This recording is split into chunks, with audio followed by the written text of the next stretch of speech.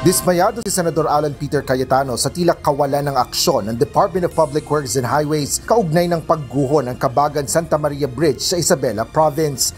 Matapos ang 2 linggo, wala pa anyang point person na nag-iimbestiga sa insidente. Wala pa rin komite na nabuo ang ahensya para rito. Sa pagdinig ng Senado para sa motu proprio investigation ng pagguho ng naturang tulay, hindi rin dumalo si DPWH Secretary Manuel Bonoan. So lumabas na sa media na it's a design flaw. Yung pala, mismong mga in charge na nag-iimbestiga, theory pa lang daw to, hindi pa to sigurado, no? And then makikita mo, walang na preventive suspension. The only thing they did is actually gather all the documents, no?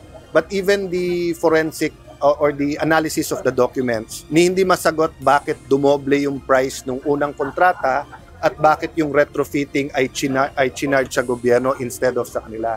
Kinwestiyon din ng senador kung bakit wala pa ring preventive suspension na nangyayari matapos ang insidente. Aniya, may problema sa liderato ng DPWH at masama na ang reputasyon nito dahil sa dami ng maling nangyayari sa 1 billion peso project para sa naturang tulay.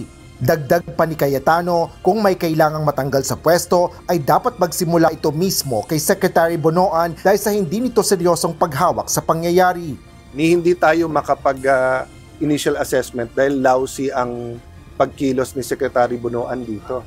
They don't even have a working theory after 2 weeks. At yung pinaka-basic na test, kung ginawa nila yung coring or yung parang bubutasan mo tapos kukunin mo yung quality ng konkreto, tapos ganun din sa bakal, pwedeng i-x-ray yon. Sinabi ng mambabatas na rerepasuhin nila mga dokumentong ipinasa ng DPWH ngayong weekend at tiniyak na maglalabas ng lehislasyon kaugnay nito. Itinakda naman ang susunod na pagdinig ng Senado para sa investigasyon ng gumuhong Cabagan-Santa Maria Bridge sa susunod na linggo. Asher Cadapan Jr., UNTV News and Rescue. Diyos ang aming sandigan, serbisyo publiko ang aming pinahalagahan.